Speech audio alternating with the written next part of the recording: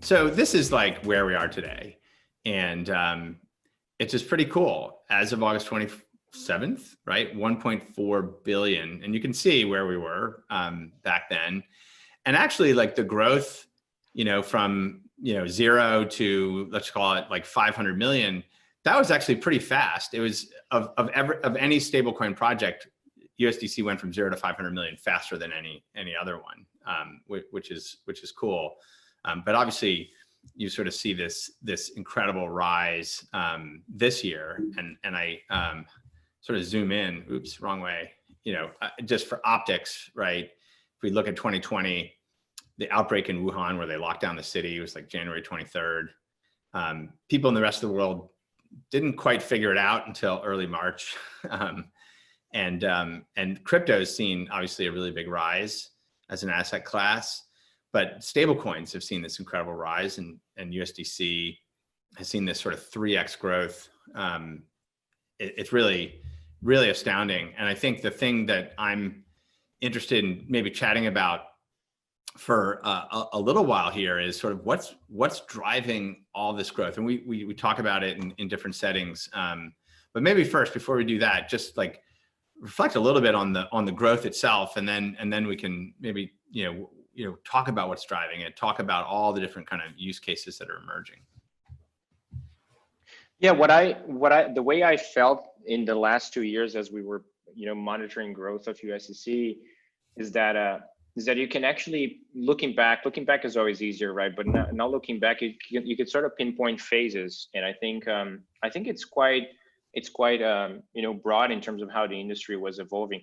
If you look at USDC, I think in the first 3 to 6 months, like we grew pretty rapidly. That's around the $300 million mark, I think. And I attribute that to the product market fit that we had in the beginning. As you said, we were very pragmatic collectively, right? We knew that we had this major ambition in how USDC can be a massive piece of infrastructure for the industry. But right there and then, there was a need for just a regulated and trusted stablecoin for crypto capital markets, as you said. And we hit product market fit pretty quickly. So I think that first phase of growth was due to that. Then 2019 was a little bit slower in pace, but I think the way that I look into that now, including for Circle, and I'm sure for Coinbase it was similar, is that it was a very strong building year, right? There was a lot of building happening in 2019, so there was a lot of actually adoption and thinking around how USDC can be used in various use cases, but we didn't quite see the reflection of that. And I think now 2020, like we just saw an explosion, and the explosion is coming from multiple angles. And I'll let Nemil talk about, I think, the DeFi angle, which I think is a very interesting one. But a couple of things that we have seen then early on, obviously COVID and the entire dramatic change that happened in the world because of that, and the flight that a lot of individuals and businesses had to stable assets, and it's quite easy to fly to stable digital dollars today in any part of the world. So we saw a lot of demand due to that. I think we see an increasing trend in terms of businesses trying to explore more around, digital dollar-based payments, whether they are B2B or B2C, and we can talk more about that. But then there was this whole explosion in DeFi that I think was very, very interesting as well, that is composing on that growth. Yeah, and I think from my perspective, having been in crypto for about 6 years now, there's always these boom and bust phases, and often we can call it bust, but really it's about retrenchment, investment, and like what we term biddling, right, or building in the crypto ecosystem. And so I think you see that with like the price of Bitcoin went up, then it went down, and during that phase, Ethereum was developed, and then that was launched, and then the ICO boom happened, and then the ICO boom deflated. And during that period afterwards, it's just a tremendous amount of building. And today we're seeing the growth of DeFi, and then again, some tremendous growth.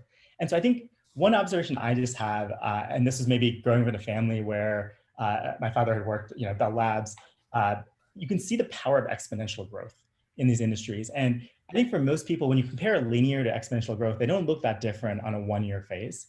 Mm-hmm. Like compare Moore's law to just a standard linear growth. They don't look that different. But what happens over like 3 or 5 or 10 years is just the tremendous divergence in kind of the outcome. And I think that is at least the early indicators that we're seeing with crypto and with stablecoins as well. And then I think that there's a number of different things that happened in the last 6 months. I think one big shift was the flight to safety due to COVID. And so you saw as the markets were tanking, the traditional markets as well as the crypto markets, there's a huge flight to safety. And that was like, I think, one big bump. But I think the hottest thing, and maybe I'll just tease it and I'm happy to dig in more, Jeremy, is the growth of DeFi. And I think the big shift that happened recently was, I think, the growth of Compound's token, which happened in around June, and then the launch of liquidity mining, which is a form of user acquisition. So happy to discuss that in more detail. But I think, I mean, I think it is like, you know, I kind of like coming back to what you said earlier is like, you know, there's sort of like create a reliable market infrastructure that works in these markets, like that sort of like check. We sort of had achieved that with USDC. It's got tons of growth there. Like if you believe that stablecoins as market infrastructure are going to underlie lots and lots of other things, like it's actually tiny right now. It's, you know, as a robust market infrastructure, you could imagine, you know, $1 trillion USDC in circulation at some point. But yeah, like you know, this spring, right, it was this incredible time where kind of nearly simultaneously, like, you know, clearly like the two killer apps of blockchains, like people, what's a killer app? What's a killer app? The two killer apps are stablecoins, which had moved to become the majority of transaction volume on blockchains, basically on Ethereum. Like that was a major thing. And then, you know, credit markets, basically that run, you know, credit markets that exist on the internet that you can use stablecoins with. And so you can lend and borrow in a decentralized way. And then obviously like the incentive systems behind those credit markets and the participation in them and the governance of them and sort of this really next level of sophistication in another, you know, Lego brick, if you will, of market infrastructure, right? When we think about the financial system, you sort of have these sort of layers of market infrastructure. And in some ways, like we're seeing these layers built up, and DeFi, you know, is in some ways another Lego brick. And now people can compose stable coins and credit markets, and they can build, you know, there's probably 500 companies working on new payments and savings apps that are just built on open rails.